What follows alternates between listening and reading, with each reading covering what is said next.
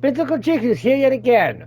This is video 2 of the How to Create a Hunt Map series. First of all, let's talk about a hunt map. There's a few things you need in a hunt map that are just the basics. One is going to be your remote. Number 2 is going to be a series or set of collectibles that they're going to be hunting for. In order to set up those things, you're going to need to go into your devices. So you want to go into your menu, your content, your device gallery. This is where we'll be getting most of the stuff we need right now, okay? I've already pulled out several that we need. We need all of this right here. This puff over here, don't know about. Here, fat. We're going to just blot this off. Right there. That stuff down there, we don't need that. We need all of this. So you're going to need 4 triggers, 2 score point managers, 1 analog device, 2 dialog boxes, 1 Accolade, 1 score manager add, 1 score manager reset,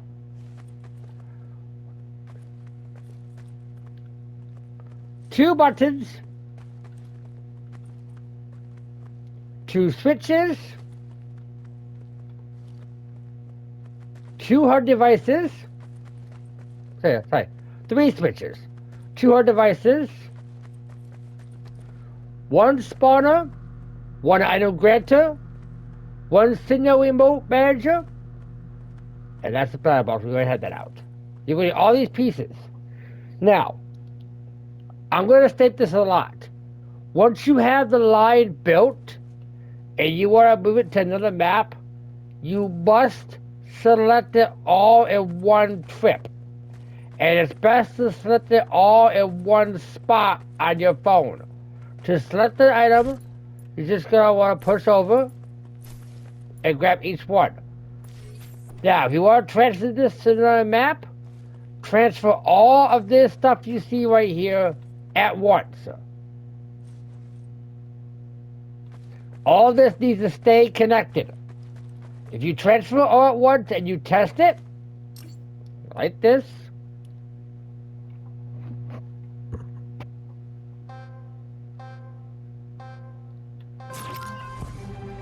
it will all work.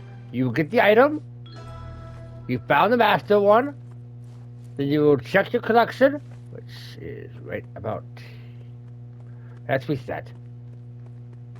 Check collection. Oh look, I had the box.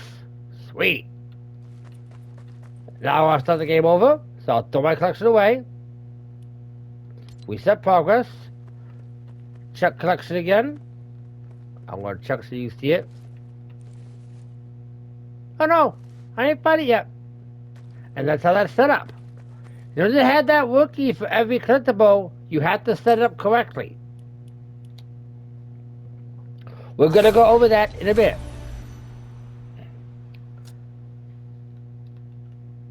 Now, say this is a typical hunt map, there's more than one collectible. When that comes to the point, what you want to do is copy these 5 right here, these 5 things, not the box, just the pop manipulator, the hard device, the button, and the 2 switches. If I want to make another collectible, I copy all that and move over here, and that is now a second collectible. And then a third, a fourth, a fifth, and however many. You want to leave the hard device and the 2 switches in your mechanical room, which is under your map. That way no one else can get to it and mess with it. The button, this goes on the collectible. So somewhere in the map, I will have another box like this, hidden. And you had a button on it to push it, and that's how you collect it. This, the prop manipulator, goes into your board and hides the other prop. That way it's not there until the player has collected it. That is the basis of a hunt map.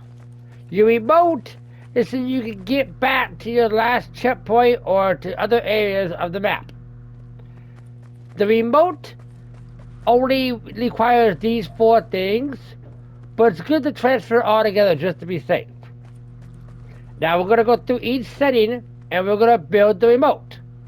This video is only going to cover the remote. I will come back for another video to cover the base mechanics, which is this right here, and what I call the line, which is your first collectible. Okay? Now, you're going to need these 4 things. When you get an item granter, it is blank. When you build a brand new item granter, there is no item in it even. Let me find the item granter real fast. That's the proper map. That's not what I want. This one. There's no item in it even. The same thing goes for your Sinnoh remote tier. Make sure these are both the same remote. So if one's legendary, the other one's legendary. To put the item in the item granter, you want to grab the item, in this case the remote,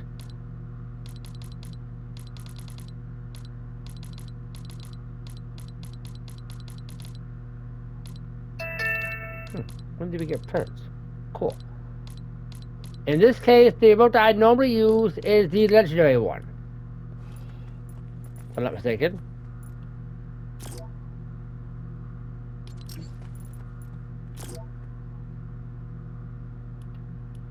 Yeah, legendary. Make sure it's correct here.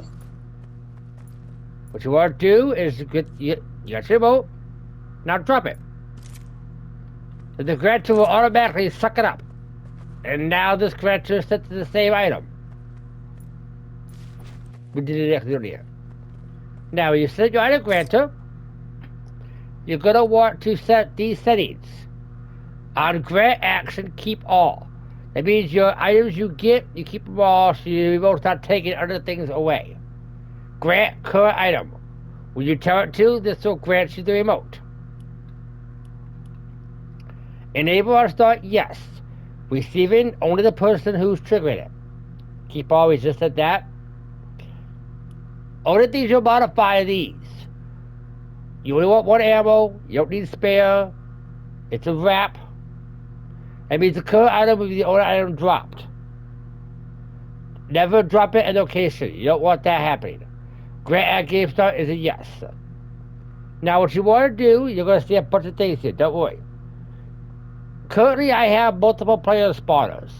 Don't worry about that. You just want to have it grant item receiving from your player spawner on player spawn. That means if a player spawns in, they'll get the item. That's all you need. That's all this device needs. The remote tier manager, all you're going to change is what remote tier you have, which in this case is legendary. That's all you need to do here. This, our public action sends it to the data box, which means when you actually click your remote, this box will pop up right here. We're going to go to this next now. Okay.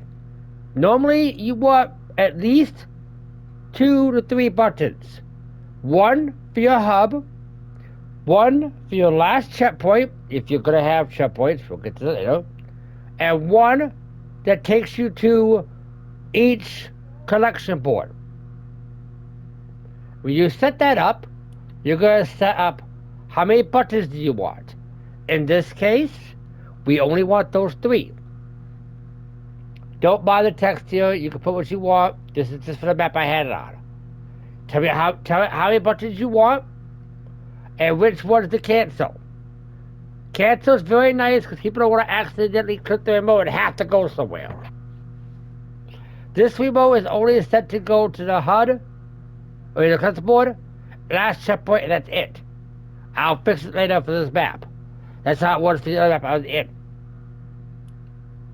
Here, you gotta make sure you show we're receiving from tier manager 4 a primary action. That means when they click the remote, they get this box. And you hide it on the cancel button. As you saw, I have button 3 as cancel. Or default back, whatever. For your events, responding button 2, you want to load player. That way it loads your previous stuff, the checkpoints and that. Button 3, you close the box. Button 1 and 2, you would have teleporters that would take you to your last checkpoint or your HUD. I don't have a down because I haven't set it up yet. That's fine.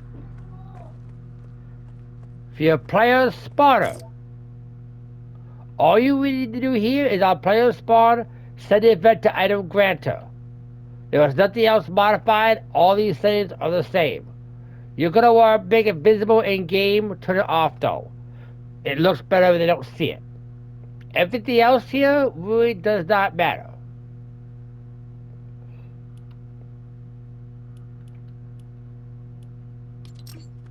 And this is the remote setup right here.